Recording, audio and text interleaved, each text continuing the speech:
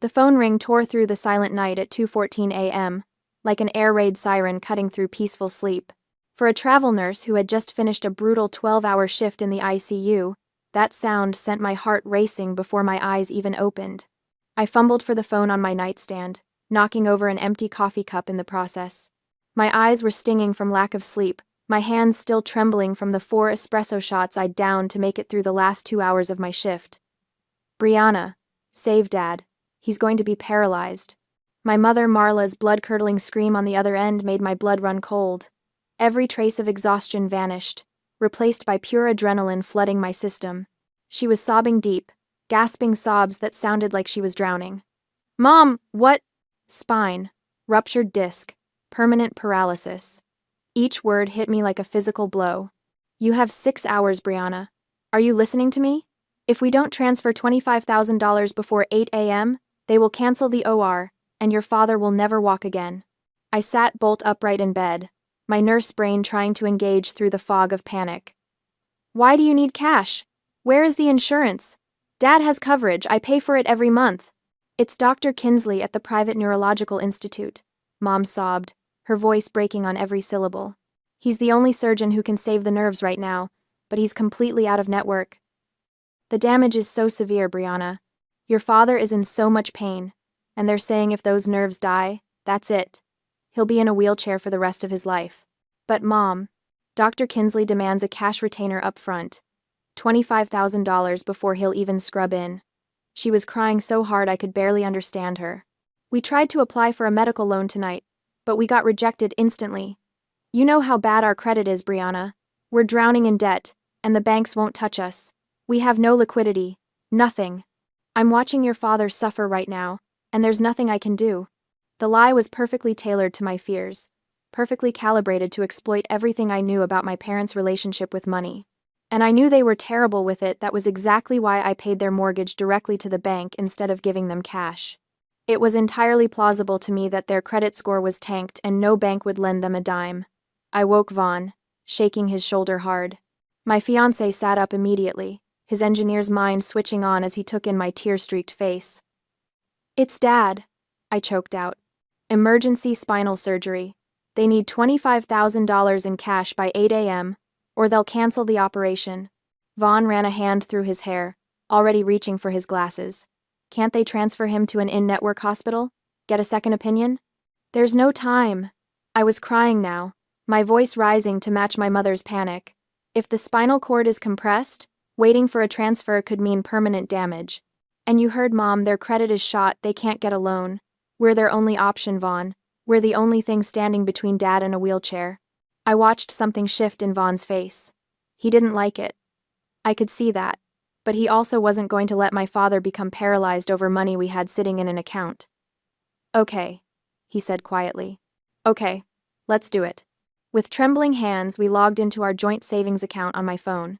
The wedding fund money we had scraped together for 3 years, saving every bonus, every extra shift, every tax return, was sitting there. $25,847.32. Our future. Our celebration. Our new beginning. In a few clicks, I initiated a wire transfer of $25,000 to my mother's bank account. The confirmation screen glowed in the darkness of our bedroom. Available balance, $847.32. I sat on the edge of the bed, staring at that number, thinking I had just bought my father's future, thinking I had just saved his life. I didn't know I had just bought a car. I texted Mom the confirmation number with shaking fingers. She responded immediately. "Thank you, baby. You saved him. I'll call you when he's feeling better." Vaughn pulled me against his chest, and I cried into his t-shirt while he stroked my hair. "It's okay," he murmured. "We'll save up again. We'll push the wedding back a year. Your dad is worth it." I believed him. I believed all of it. To understand why I fell for this, you have to look at the context of my life in those days. I'm a travel nurse in the Bay Area, earning between $4,000 and $5,000 a week depending on overtime. People hear that number and think I'm rich, but I'm not. I'm just a high-paid zombie, running on caffeine and guilt. I work 12-hour night shifts in the ICU, dealing with codes and crash carts and families watching their loved ones die. Then I drive home in the morning light, sleep for 5 hours if I'm lucky, and wake up to pay my parents' bills from 400 miles away, their $3,500 monthly mortgage, their health insurance premiums, their property taxes, their car insurance. I believed I was keeping them afloat. I believed I was being a good daughter from a distance, making up for the fact that I'd moved to the Bay Area for better pay instead of staying close to home in the high desert. I was so exhausted, so desperate to be the dutiful daughter, that I missed every single red flag waving right in front of my face. For 5 days after the transfer, there was radio silence. No updates on the surgery, no text saying Dad was out of the OR, no photo of him in recovery. Nothing. I called twice a day and got vague responses. He's resting. The doctor said he needs quiet. I'll call you when he's feeling better. On day 3, Vaughn's suspicion crystallized into something concrete. He was sitting at his laptop after work, frowning at his screen. "Brianna, come here." I walked over, still in my scrubs from my shift. "What?" "Log into your dad's insurance portal, the one you pay for." "Why?" "Just do it." I pulled up the insurance website on my phone and logged in with the credentials I used to pay the monthly premiums. I navigated to recent claims. Nothing. 0 claims in the past week. "There's nothing here," I said slowly. "Exactly." Vaughn's jaw was tight. "Why is there no anesthesia bill on the insurance portal? Even out-of-network surgeons use in-network facilities. The anesthesiologist would bill insurance.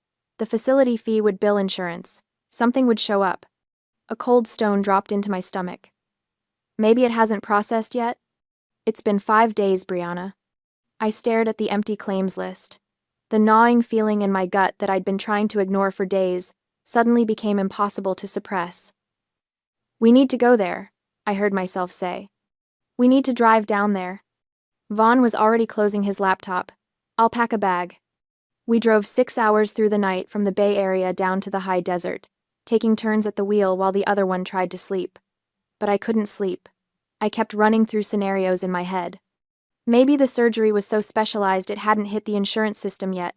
Maybe there was a billing delay. Maybe. "Stop," Vaughn said gently, reaching over to squeeze my hand. "We'll know soon."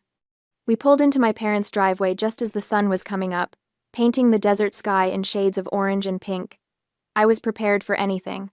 A wheelchair ramp. A hospital bed visible through the window. My father in a back brace, moving carefully. Instead, time stopped.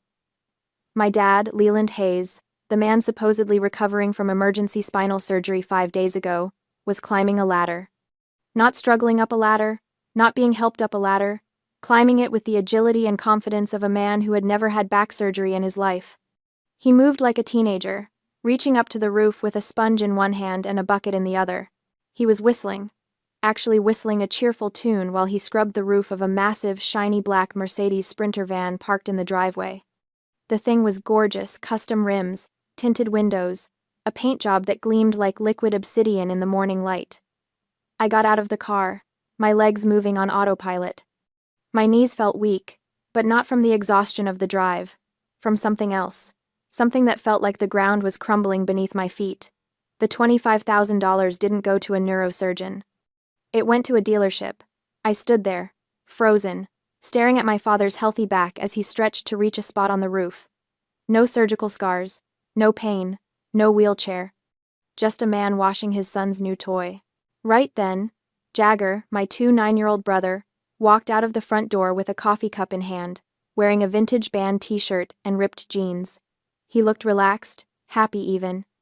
Not malicious, just excited, like a kid on Christmas morning who'd gotten exactly what he wanted. He didn't even seem surprised to see me.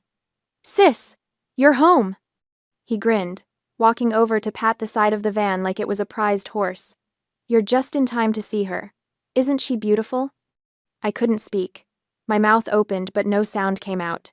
Jagger ran his hand lovingly along the van's sleek surface. The down payment was all I needed. I've been trying to make this happen for 2 years, but I could never get the cash together. Once I hit the road with this beauty, the gigs will pay for the monthly installments. I can finally tour the West Coast properly, hit all the festivals. This is going to change everything for my music career. It's a solid investment. Him? He genuinely believed it. He was so completely, utterly delusional that he thought taking my wedding money to buy a luxury vehicle was a legitimate business partnership. Like I was a venture capitalist who'd just funded his startup. Down payment? The word came out as a whisper, my voice trembling. Mom said you couldn't get a loan because your credit was bad. I sent that money because I thought no bank would approve you. Jagger laughed, actually laughed oblivious to the bomb he was dropping. What? No way. The dealer ran Mom and Dad's credit, and it came back over $750. The guy was super impressed. Said they were model customers. That's why they approved the financing for the remaining $35,000 so fast. We just needed your cash to unlock the deal, you know, the 20% down payment they required for the premium model. The world tilted sideways. Over 750. Their credit score was over 750. I stood there on the driveway, the desert sun already beating down on my head, and the full picture snapped into focus with brutal clarity. For 2 years, I had been paying their mortgage directly to the bank. Not giving them cash, never cash, because I knew they couldn't handle money.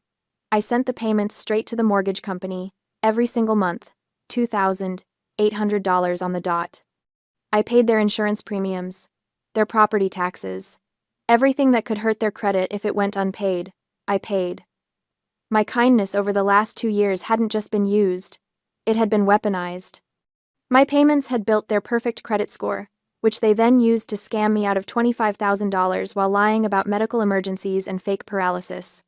Brianna? Brianna? Jagger's smile was fading now, finally noticing that I hadn't said anything. You okay? Before I could answer, my mother appeared in the doorway. Marla Hayes, 60 years old, wearing a floral bathrobe and holding her own coffee mug. When our eyes met, I watched her face cycle through several expressions in rapid succession.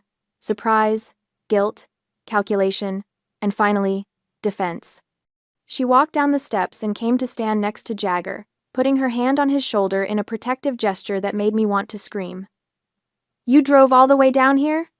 She asked, like this was a casual surprise visit.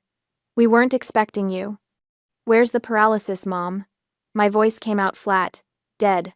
Where's the wheelchair? Where's the emergency spinal surgery that was going to happen 5 days ago? Oh, honey. She had the audacity to look relieved. The doctor called back after you sent the money. He said Dad just needs physical therapy after all. Isn't that wonderful? The MRI showed it wasn't as bad as they thought. We didn't want to worry you with all the back and forth medical stuff. You didn't want to worry me. I repeated the words slowly, tasting the lie on my tongue. That's right. Mom nodded, warming to her story now. And look, while I have you here, I know you're probably upset about the van, but you have to understand. Jagger has been so depressed lately, so stuck. This van gives him a purpose, a real shot at making his dreams happen. You know how much his music means to him. When he gets famous and starts making real money from his tours, he'll pay you back double, triple, even. Vaughn stepped forward from where he'd been standing by our car. His face was pale, drained of color, but his jaw was set so hard I thought his teeth would crack. When he spoke, his voice was quiet, controlled, which made it even more terrifying. This isn't an investment, Marla. Each word was precise, like he was presenting evidence in court. This is grand larceny. You looked your daughter in the eye, lied about her father being paralyzed, fabricated an emergency surgery, and stole her wedding fund to buy a toy for your unemployed son. Do you understand what you've done? You committed wire fraud. You are sick. Mom's face flushed red. How dare you speak to me that way? We're family. This is between me and my daughter. I'm about to be family too, Vaughn cut her off, his voice dropping even lower. And I'm telling you right now, if you were anyone else, we'd already be on the phone with the police. We have the texts. We have the wire transfer record. We have documented proof of fraud. You wouldn't dare. But Mom's voice wavered slightly. I looked past her at my father, who had finally climbed down from the ladder. Leland Hayes stood there with his sponge still in hand, water dripping onto the driveway, pretending to be very interested in a spot he'd missed on the windshield, not defending his wife. Not apologizing to his daughter, just avoiding. I looked at Mom, who was already preparing her next excuse, her next manipulation, her next way to twist this into somehow being my fault.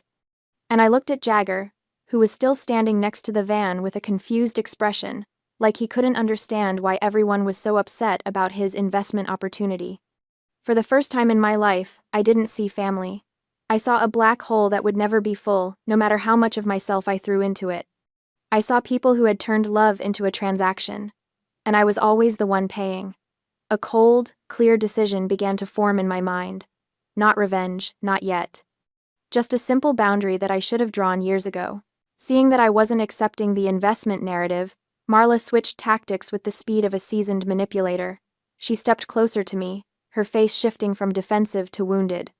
"Why are you being so calculating with your brother?" Her voice took on a hurt, bewildered tone. "Vaughn is an engineer making great money, and you're a high-paid nurse pulling in thousands every week. You two can earn that money back in a few months, it's just a number in an account to you. But your brother? He has a sensitive soul, Brianna. He needs this van to find his inspiration, to finally break through and make something of himself. Stop acting like a victim when you're the one with all the money." The words hit me like a slap. In 2 sentences, she had transformed the entire narrative. I was no longer the daughter who had been robbed through an elaborate medical lie. I was the greedy villain, the cold-hearted sister hoarding wealth while her struggling artist brother just needed one chance. "Are you serious right now?" I heard myself say, my voice rising. "You told me Dad was going to be paralyzed. You said I had 6 hours to save him. You made me think. I was stressed. Your father was in pain, and I panicked." Mom's voice rose to match mine. "What kind of daughter keeps score like this? What kind of person demands their money back when it's already helping the family?" Helping the family? I was shaking now, rage and grief mixing into something that made my vision blur. "You stole from me, Mom. You lied about a medical emergency to steal my wedding fund." "Oh, here we go with the wedding." Mom rolled her eyes dramatically. "You can have another wedding, Brianna. You can have 10 weddings with your salary. But Jagger only gets one shot at his music career, and he's running out of time. He's 29 years old, do you want him to end up a failure?" The implication was clear. If Jagger failed, it would be my fault for not supporting him, for being selfish with my money, that should have been our money, because that's what family does. A fierce battle raged in my head. The little girl who had always tried to be good, who had always tried to make Mom proud, who had always swallowed her own needs to keep the peace she was screaming at me to back down, to apologize, to make this okay somehow. But another voice, quieter but stronger, was asking different questions. Vaughn leaned close and whispered in my ear, "We have the texts. We have the wire transfer record. We have proof of wire fraud. We can call the sheriff right now, Brianna. They could be arrested today." I looked at them. Really looked at them. Jagger was walking back toward the van, running his hand along the paint job, already explaining to Dad about the premium sound system he'd had them install. He was pathetic, really. A 29-year-old man who still thought success would just appear if he had the right equipment, the right vibe, the right anything except actual work and talent. Dad was nodding along. Asking questions about the stereo like this was a normal father-son conversation about a purchase anyone might make. And Mom was watching me with calculating eyes, already planning her next move, her next angle. If I sent them to jail, I would be the evil daughter forever. I would be the one who destroyed the family over money. Never mind that they had destroyed me first. The narrative would be written by whoever told the story to the extended family, to the neighbors, to anyone who would listen. And Marla was a master storyteller. I wanted a different kind of justice. Something that would hurt more than a court date. Something that would last longer than a fine. I asked myself a question that would haunt me for years. Was I wrong for not calling the police right then? I had the evidence. I had witnesses. I had every legal right to press charges for wire fraud. But instead, I made a choice. I looked straight into my mother's eyes and said, calm and clear, "Fine. Jagger is your investment, right? Your golden ticket to future wealth?" "Exactly," Mom said, relief flooding her face. "I knew you'd understand once. Then let that investment support you from now on." The relief vanished, replaced by confusion. "What?" "You heard me. If Jagger's music career is such a sure thing, if this van is going to make him rich, then he can take over the bills I've been paying, the mortgage, the insurance, the property taxes. All of it. Don't be dramatic, Brianna. Mom waved her hand dismissively. You're upset. I get it. But let's not. I'm not being dramatic. I took a step back, deliberately putting distance between us. I'm being done. You're not thinking clearly. Mom tried again, her voice taking on a soothing quality. Why don't you come inside, have some coffee, and we can talk about this like adults. We are talking like adults. Adults who understand that actions have consequences. Jagger finally caught on that something was wrong. He walked back over, frowning. Sis, come on, don't be like this. I really will pay you back once the tours start bringing in cash. I don't want your money, Jagger. Then what do you want? Mom's voice was getting shrill now. I want to be invisible to you. The way you've been treating me my whole life like an ATM that occasionally needs an oil change. Well, this ATM is closed. I turned and walked back to Vaughn, who was already opening the car door for me. My hands were steady now. My mind was clear. Brianna Marie Hayes, Mom shouted as I slid into the passenger seat. Don't you dare drive away from me. Don't you dare cut off your own family. But I did. Vaughn started the engine, and we pulled out of that driveway while Mom stood there screaming and Dad just watched, and Jagger looked confused, probably still not fully understanding what had just happened. As soon as we turned the corner, my phone buzzed.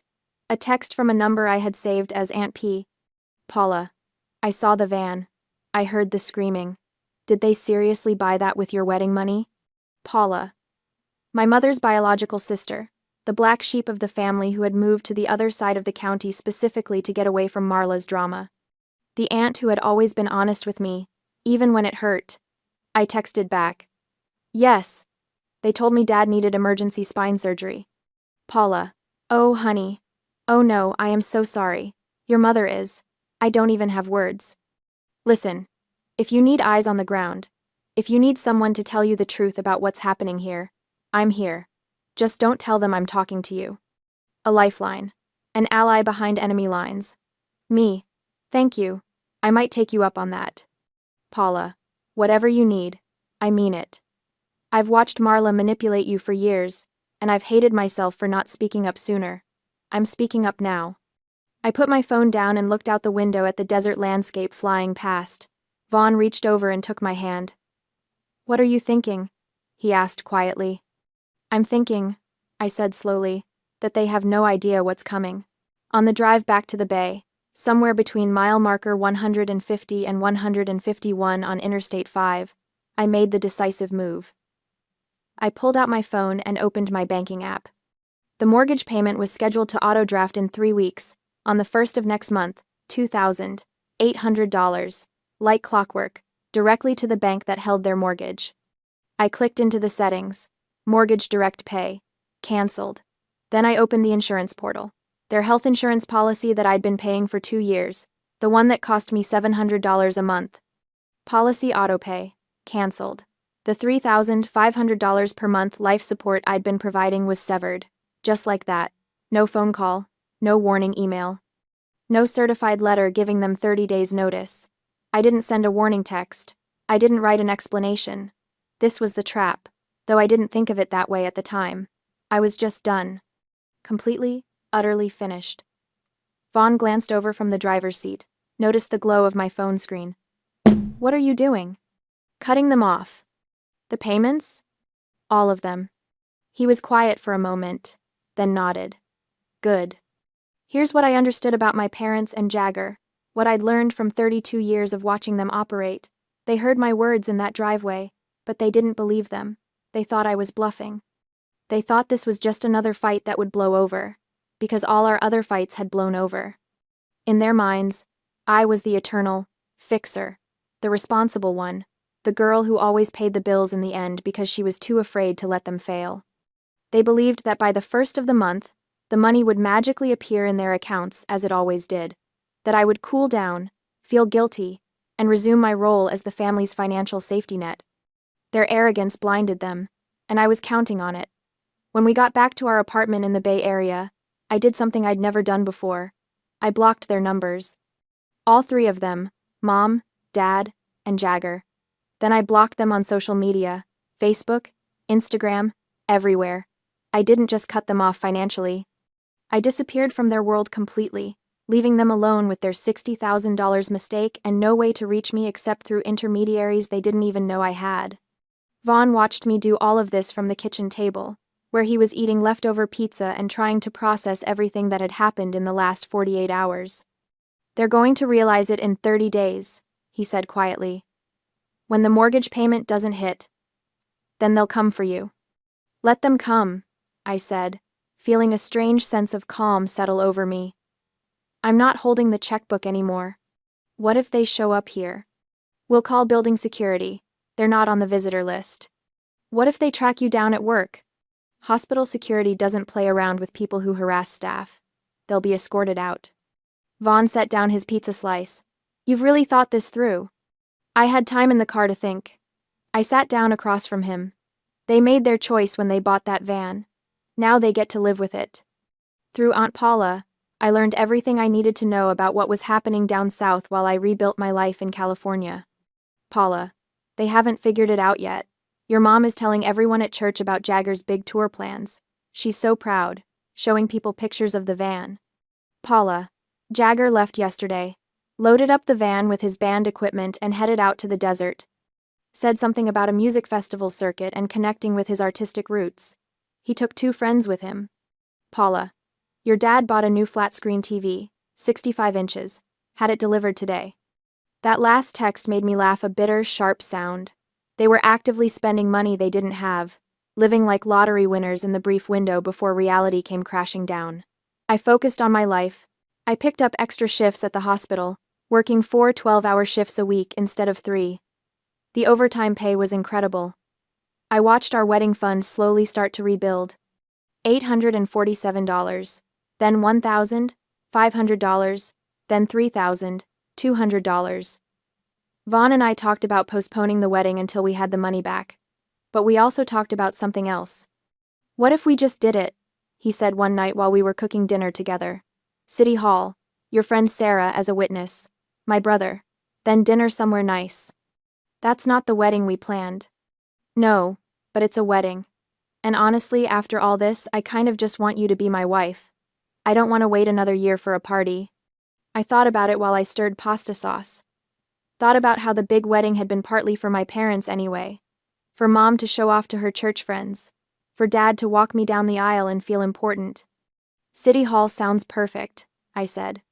We got married on a Tuesday afternoon in October, 3 weeks after the driveway confrontation. Sarah and Vaughn's brother Mike were our witnesses. I wore a cream-colored dress I already owned. Vaughn wore his nice suit. We said our vows in front of a judge, and then we went to a fancy restaurant where we ate steak and drank wine and laughed about how we'd just saved $20,000 by skipping the big wedding. I didn't tell my parents. Why would I? They weren't paying for it. They weren't invited. They had already taken their piece. Through Paula, I learned that they still hadn't figured it out. 3 weeks had passed since I'd canceled the payments, but the mortgage wasn't due until the 1st of the month. They were living in blissful ignorance, convinced I was just mad and would get over it. "Paula, your mom tried to call you today. Got this number is no longer in service message. She thinks you changed your number and didn't tell her. She's telling everyone you're being childish." "Good. Let her think that. Paula, Jagger's still gone. The van tracker shows he's somewhere near Joshua Tree. I think he's actually camping out there." I didn't respond to that one. I didn't care where Jagger was. November 1st was coming. The day the mortgage payment would fail to process. The day the insurance premium would bounce.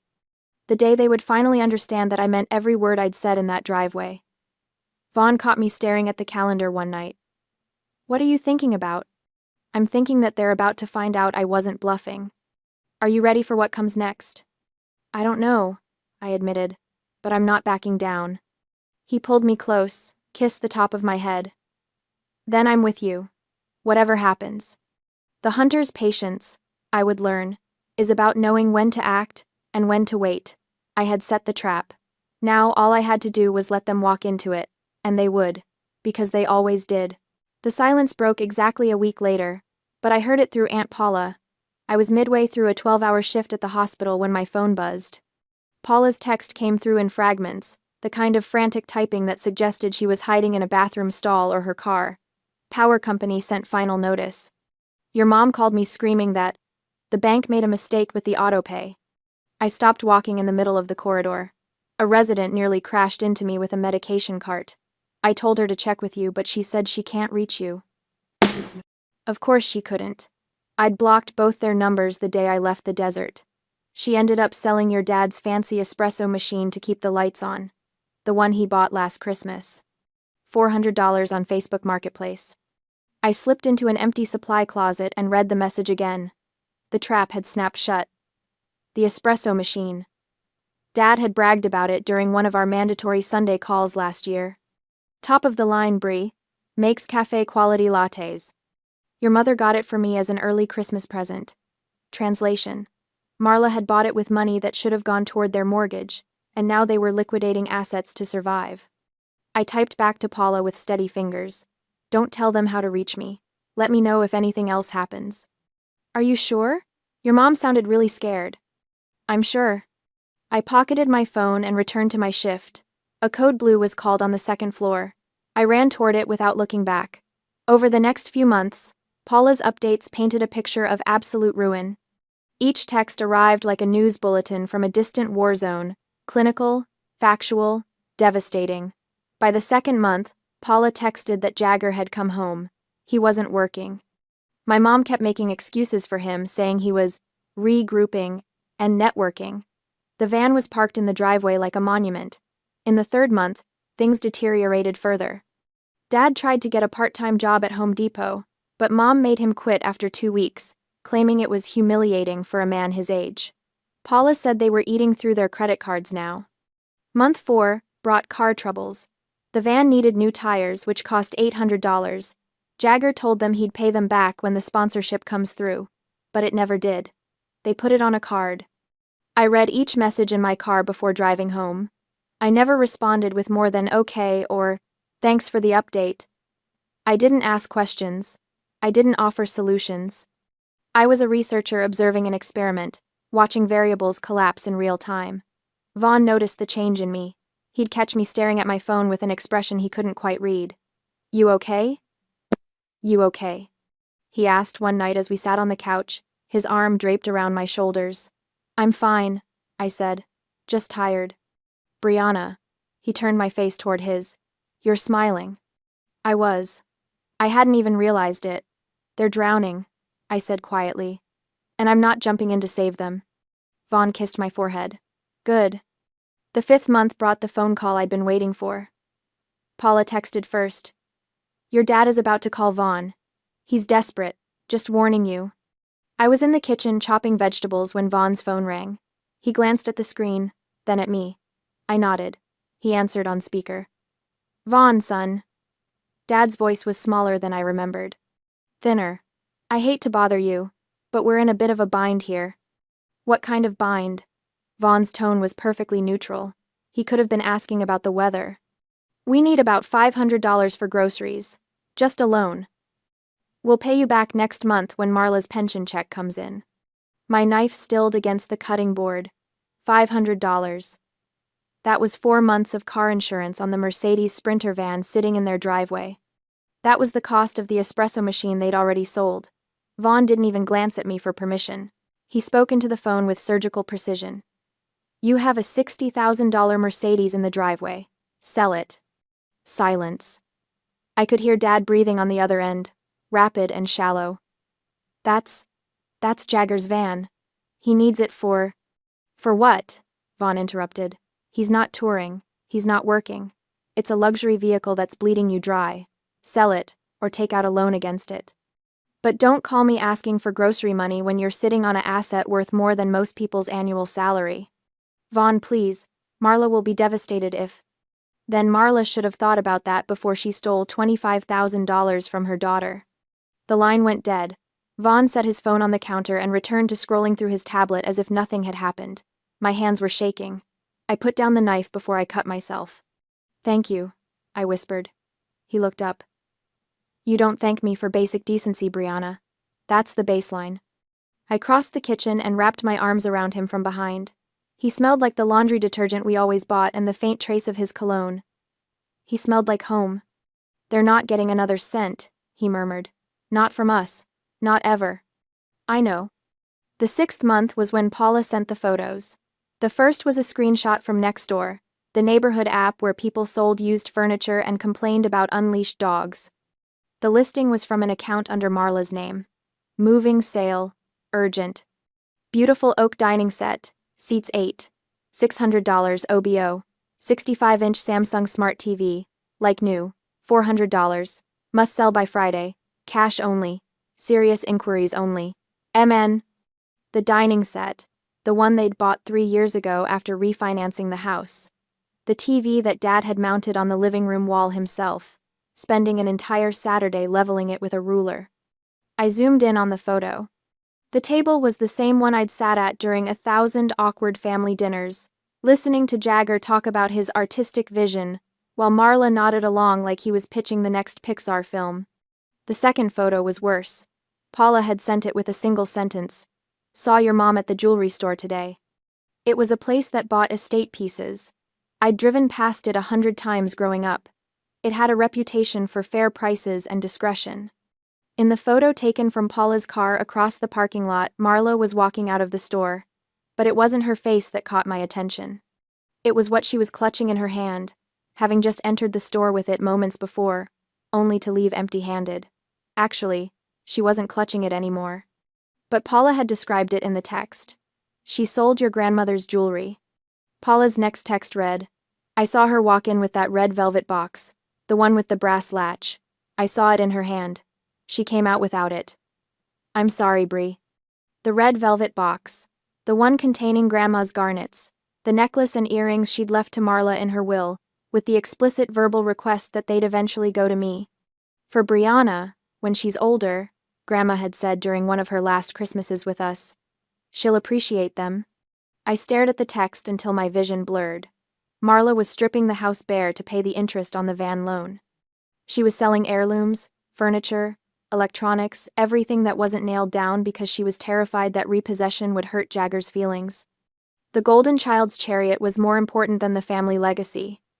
The foreclosure notice came in the 7th month. Paula didn't text me about it.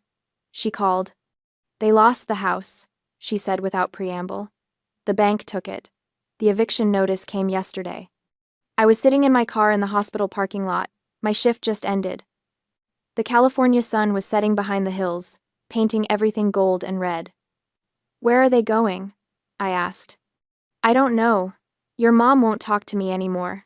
She thinks I'm feeding you information. Paula's voice cracked. Brianna, I saw Jagger yesterday. He was loading stuff into the van with his friends.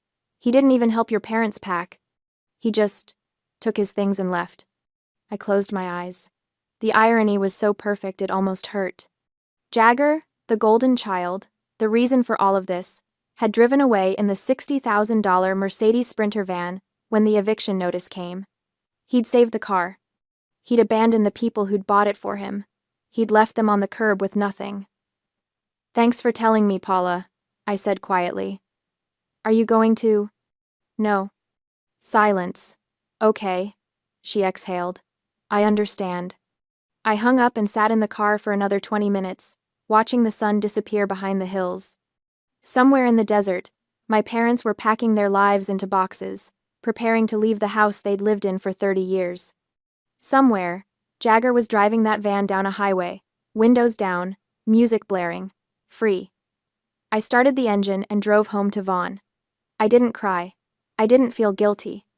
I felt nothing at all. 4 years later, I stand in my kitchen in the California suburbs and watch my daughter destroy a banana. Lily is 1 year old, which means she's at the stage where food is less about nutrition and more about performance art. The banana is smeared across her high chair tray, her face, and somehow the wall behind her. She looks at me with enormous blue eyes, Vaughn's eyes, and laughs like she's just invented comedy. You're a menace, I tell her. She claps her banana-covered hands in response. Vaughn appears in the doorway, coffee mug in hand, already dressed for work. He takes in the scene and grins. Should I call hazmat? Probably. He crosses the kitchen and kisses the top of my head, then leans down to kiss Lily's cheek. She immediately tries to grab his tie. He's learned to tuck it into his shirt before entering her blast radius. This is my life now. Modest 3-bedroom house with a mortgage we can actually afford, healthy savings account, a daughter who will never know what it's like to be the unfavorite child, a husband who sets boundaries like he's building fortresses. We are happy because our life is peaceful. The mail comes at 10 a.m. I'm wiping banana off the wall when I hear the slot in the front door clatter. Lily is now contained in her playpen, gnawing on a rubber giraffe and babbling to herself in a language only she understands. I sort through the usual assortment bills, grocery store flyers, a wedding invitation from one of Vaughn's co-workers. Then I see it. A handwritten envelope. No return address. Postmarked from the desert. My hands go cold. I know that handwriting. It's shaky now, less confident than it used to be, but it's unmistakably Marla's. I should throw it away. I should light it on fire in the sink and wash the ashes down the drain. Instead, I open it. The letter is 2 pages, written on cheap lined paper that looks like it came from a dollar store notebook. Marla's handwriting slopes downward on the page, getting smaller and more cramped as it goes. Dear Brianna, it begins. Not Brie, not sweetheart. She's forgotten that she ever called me those things, or maybe she knows she's lost the right to them. I know you don't want to hear from me. I know you probably hate us.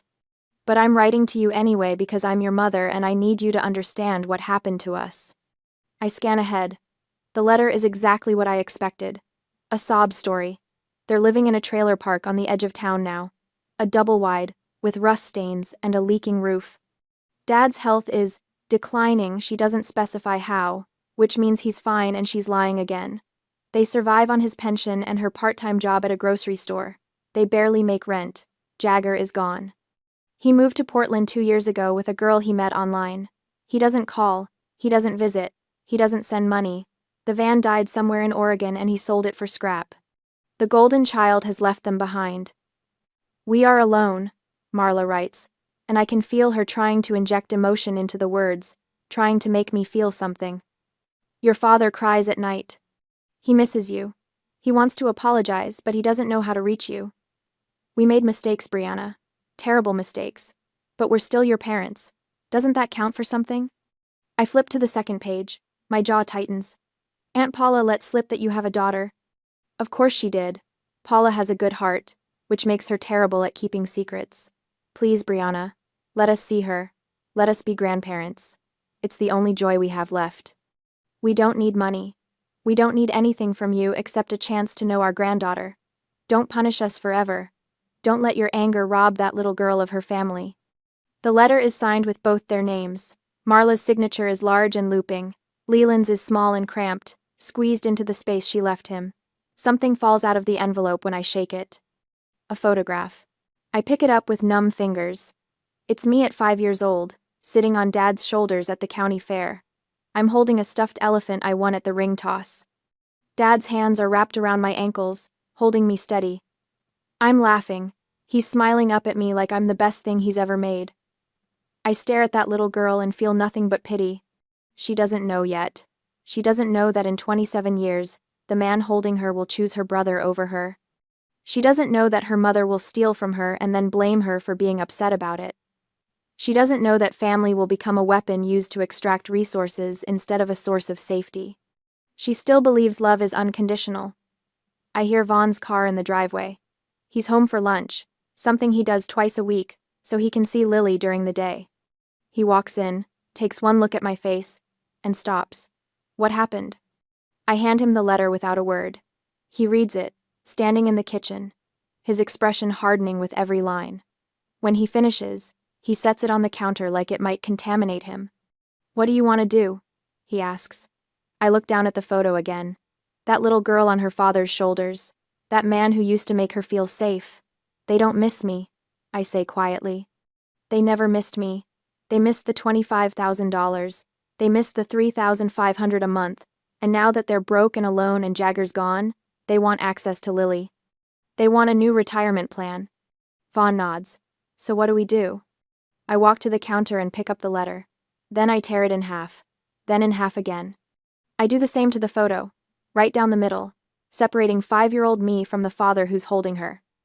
The pieces fall into the trash can like confetti. I pull out my phone and open my messages with Aunt Paula. Do not give them my address. If they show up here, I will treat them as trespassers. If you tell them where I live, you and I are done. Do you understand? 3 dots appear, disappear, appear again. I understand. I'm sorry, Bree.